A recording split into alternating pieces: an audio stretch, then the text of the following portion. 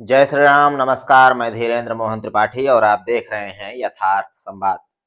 कहते हैं अगर भारत की राजनीति और समाज को समझना है तो पहले संघ को समझना होगा, क्योंकि संघ सिर्फ एक संगठन नहीं, यह एक परछाई है। कभी साफ दिखाई देती है तो कभी धुंध में गुम हो जाती है। किसी के लिए यह राष्ट्रभक्ति की पाठशाला है तो किसी के लिए यह डर का दूसरा नाम। कोई इसे अनुशासन और सेवा का मिसाल मानता है तो कोई इसे विभाजन और नफरत का केंद्र। संघ की शाखा सुबह सुबह मैदान में लगती है, जहां बच्चे लाठी घुमाते हैं, सूर्य नमस्कार करते हैं, देशभक्ति के गीत गाते हैं। कोई इसे देशभक्ति का प्रशिक्षण कहता है तो कोई इसे राजनीति की प्रयोगशाला। लेकिन एक बात तय है, अगर आज आप भारत की सत्ता, समाज और विचारधारा पर चर्चा करते हैं तो संघ का जिक्र किए बिना बात अधूरी है। संघ यानी राष्ट्रीय स्वयंसेवक संघ। भारत में संघ की कहानी 1925 से शुरू होती है। नागपुर में विजयादशमी के दिन डॉक्टर केशव बलराम हेडगेवार ने यह संगठन खड़ा किया। उस वक्त भारत आजादी की लड़ाई में था, लेकिन समाज बिखरा हुआ था। जाति, धर्म, भाषा और क्षेत्रीय पहचान की दीवारें लोगों को बांटे हुए थी। हेडगेवार का कहना था कि अगर भारत को आजादी के बाद मजबूत होना है तो पहले हिंदुओं को एकजुट होना होगा। संघ ने खुद को राजनीति से दूर बताया, कहा कि यह एक सांस्कृतिक संगठन है। लेकिन जैसे जैसे वक्त गुजरा, इसका असर राजनीति, समाज और शिक्षा सब जगह दिखने लगा। यही वजह है कि आज जब कोई प्रधानमंत्री बनता है तो लोग पूछते हैं, क्या यह संघ का आदमी है? संघ के समर्थकों के लिए यह संगठन सेवा, अनुशासन और राष्ट्रभक्ति का प्रतीक है। लाखों कार्यकर्ता हर दिन शाखाओं में जुटते हैं, लाखों स्कूल और संस्थाएं चलती हैं। वहीं आलोचकों के लिए यह संगठन लोकतंत्र और बहुलतावाद के लिए खतरा है। उनका कहना है कि संघ का सपना हिंदू राष्ट्र है, जिसमें अल्पसंख्यक हाशिए पर धकेल दिए जाएंगे। राम मंदिर आंदोलन से लेकर शिक्षा नीति, इतिहास की किताबों से लेकर किसानों के संगठनों तक संघ हर जगह मौजूद है। और यही वजह है कि चाहे आप इसके समर्थक हों या विरोधी, संघ को नजरअंदाज करना असंभव है। आज हम इस संगठन की कहानी सुनेंगे, कैसे शुरू हुआ, क्या करता है और क्यों यह भारत के सबसे बड़े सवालों में से एक बन चुका है। यह कहानी संघ की है और यह कहानी भारत की राजनीति और समाज की भी है। संघ की कहानी उस दौर से शुरू होती है जब भारत गुलामी की बेड़ियों में जकड़ा हुआ था। अंग्रेजों के खिलाफ लड़ाइयां चल रही थी, लेकिन समाज भीतर से बिखरा हुआ था। जाति का अहंकार, भाषा की दीवारें और धार्मिक खाइयां इतनी गहरी थी कि आजादी की लड़ाई भी सबको एक साथ खड़ा नहीं कर पा रही थी। डॉक्टर केशव बलराम हेडगेवार का मानना था कि भारत को अगर सचमुच मजबूत राष्ट्र बनना है तो पहले समाज को जोड़ना होगा। उनकी नजर में हिंदू समाज बटा हुआ था और उसे एक सूत्र में पिरोना ही सबसे बड़ी चुनौती थी। इस सोच से 1925 में विजयादशमी के दिन नागपुर में राष्ट्रीय स्वयंसेवक संघ की नींव रखी गई। यह कोई पार्टी नहीं थी, ना ही कोई औपचारिक संगठन जैसा उस वक्त दिखता था। इसमें न सदस्यता शुल्क था, न कोई कार्ड। बस एक विचार था, हिंदुओं को संगठित करना और उनमें अनुशासन की सेवा और भावना को जगाना।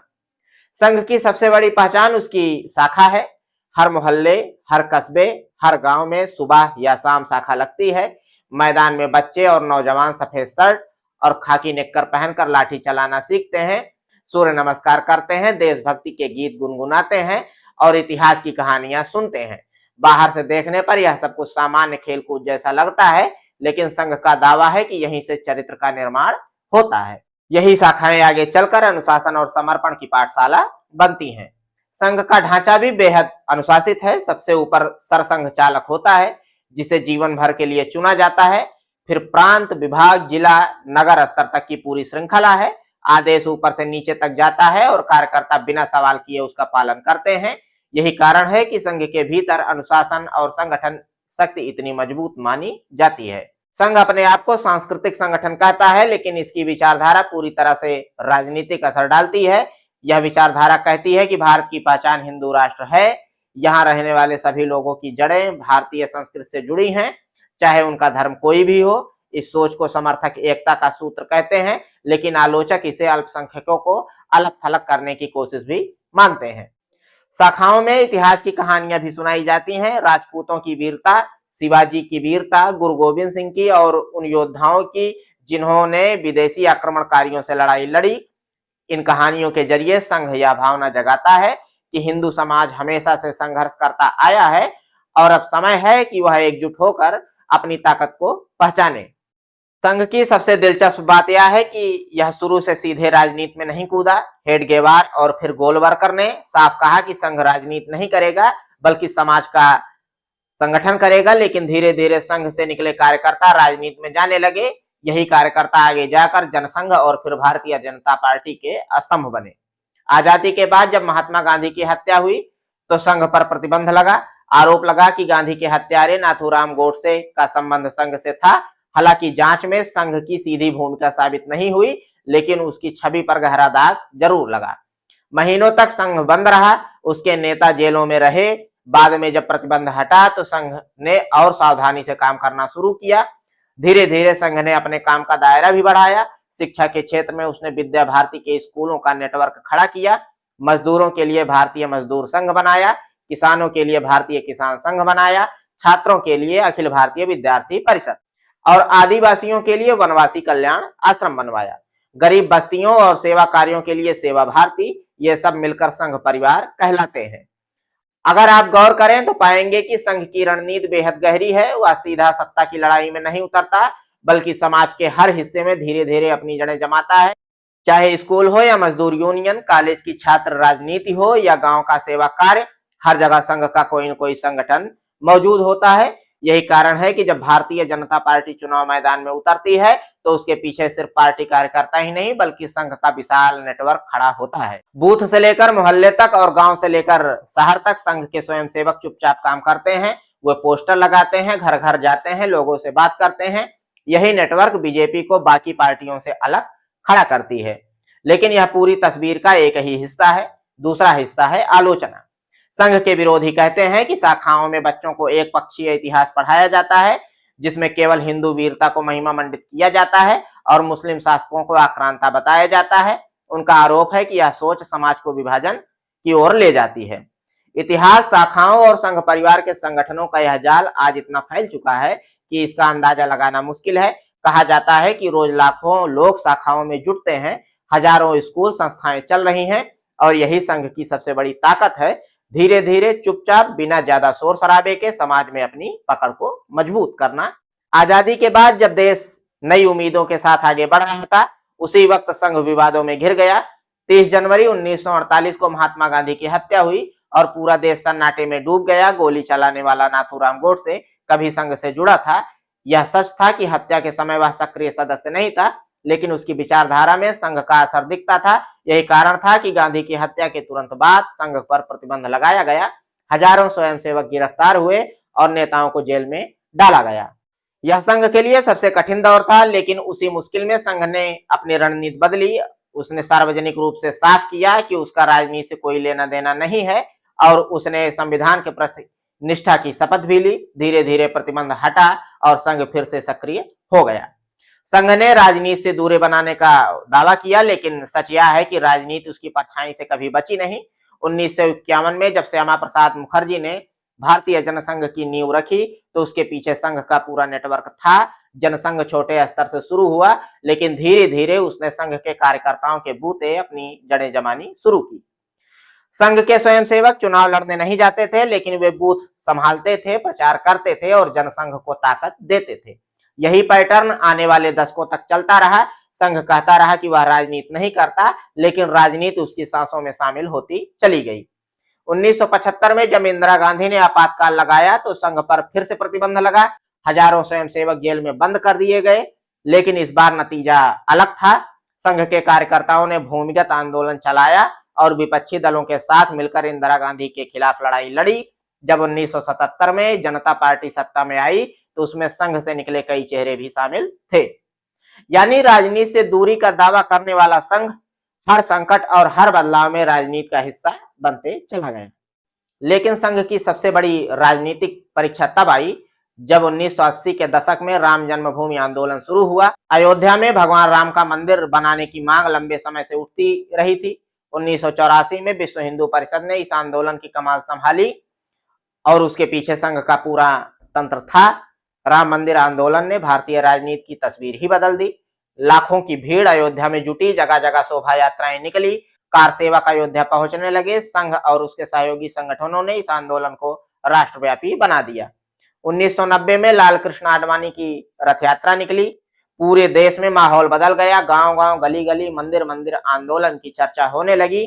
लोग इसे हिंदू समाज के सम्मान का सवाल मानने लगे। संघ ने इस आंदोलन को ऐसा विस्तार दिया कि यह सिर्फ धार्मिक मुद्दा न रहकर पूरी राजनीति का केंद्र बन गया। 6 दिसंबर 1992 को अयोध्या का विवादित ढांचा ढहा दिया गया।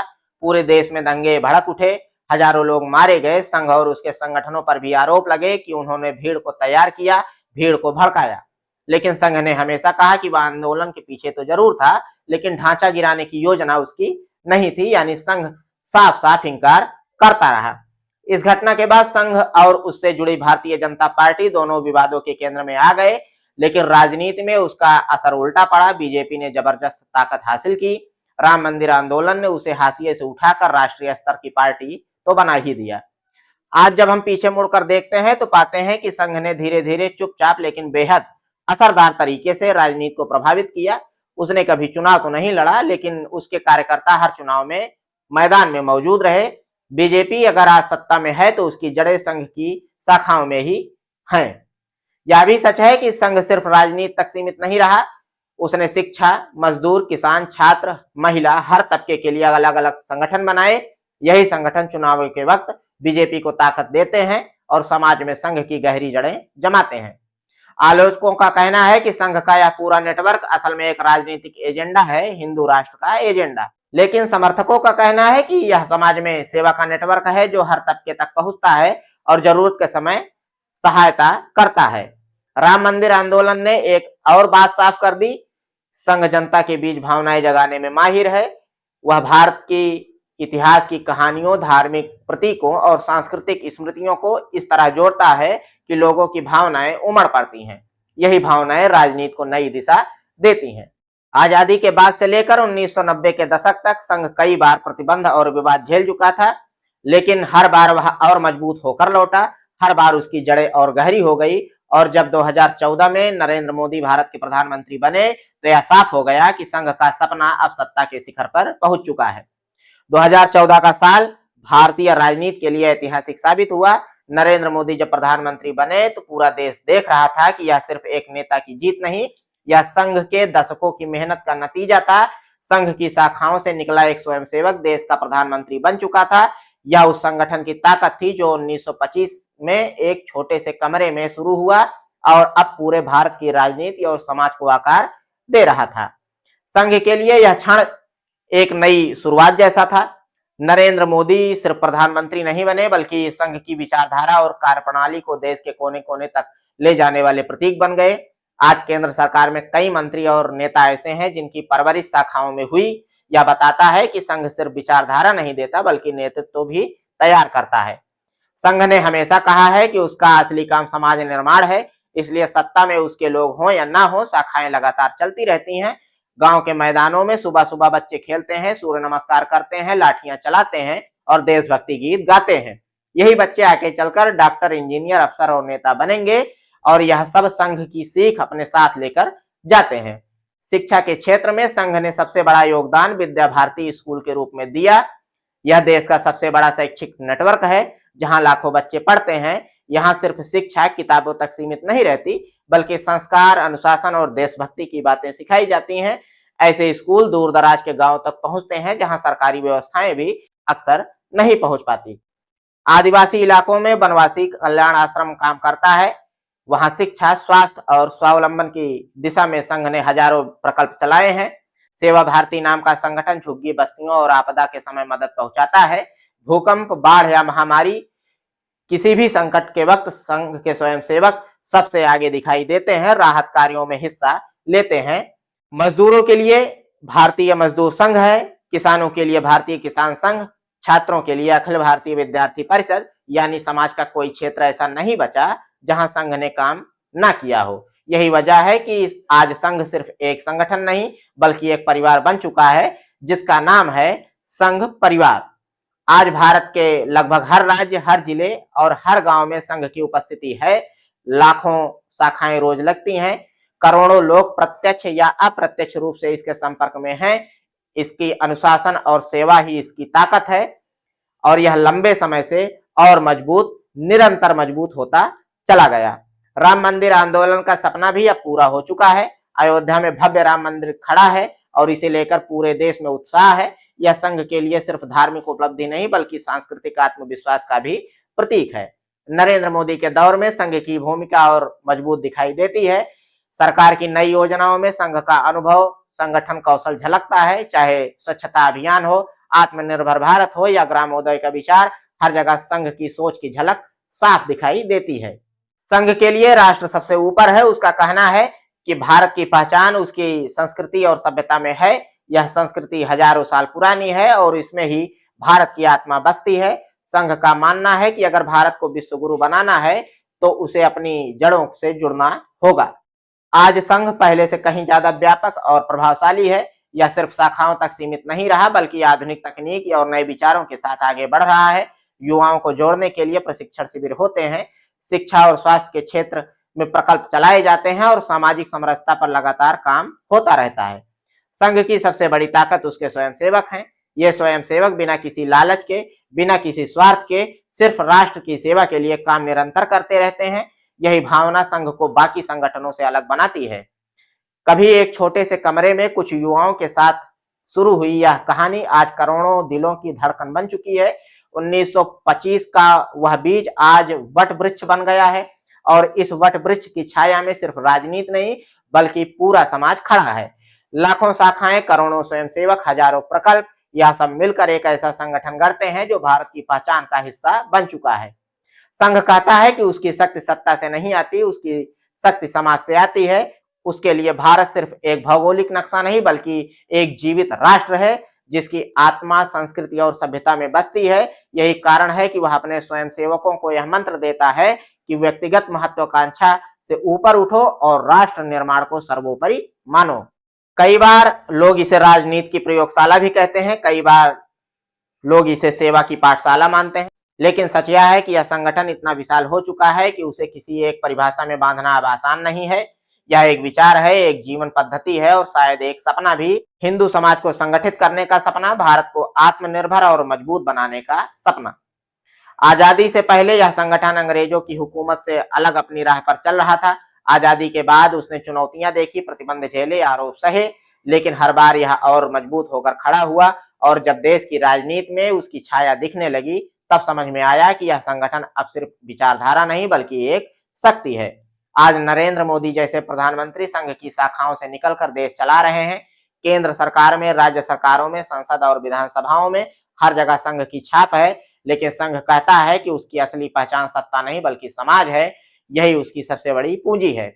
जब बाढ़ आती है, जब भूकंप आता है, जब महामारी फैलती है तो सबसे पहले राहत पहुंचाने वाले चेहरे संघ के स्वयंसेवकों के होते हैं। जब गांव में कोई बच्चा शिक्षा से वंचित रह जाता है तो संघ का स्कूल वहां तक पहुंचता है। जब आदिवासी इलाकों में स्वास्थ्य की कमी होती है तो संघ के कार्यकर्ता वहां सेवा के लिए मौजूद होते हैं। यही वजह है कि संघ को सिर्फ राजनीति के चश्मे से देखना उसकी असली ताकत को नजरअंदाज करना है। यह संगठन अब समाज के हर हिस्से में है, हर वर्ग में है और हर पीढ़ी में अपनी जड़ों को जमा चुका है। आज दुनिया बदल रही है, भारत भी बदल रहा है, लेकिन इस बदलाव के बीच संघ की शाखाएं अब भी मैदानों में लग रही हैं। बच्चे अब भी सूर्य नमस्कार कर रहे हैं, गीत गा रहे हैं और लाठी घुमा रहे हैं। वही शाखाएं, वही स्वर, वही अनुशासन जो 100 साल पहले शुरू हुआ था वही आज भी जारी है। समय गुजरता गया, हालात बदले, लेकिन यह संगठन जस का तस खड़ा है और शायद यही उसकी सबसे बड़ी उपलब्धि है। संघ की कहानी सिर्फ संघ की नहीं है, यह भारत की कहानी है। यह कहानी है सपनों को हकीकत बनाने की, यह कहानी है अनुशासन, सेवा और समर्पण की। और यह कहानी यहीं खत्म नहीं होती, यह कहानी अब भी लिखी जा रही है। हर सुबह की शाखाओं में, हर स्वयं सेवक की सांसों में और हर उस दिलों में जो भारत को सबसे ऊपर रखता है। तो मिलते हैं साथियों फिर किसी खबर में। देखते रहिए यथार्थ संवाद। कृपया चैनल को लाइक करें, सब्सक्राइब करें और शेयर करें। जय श्री राम, नमस्कार।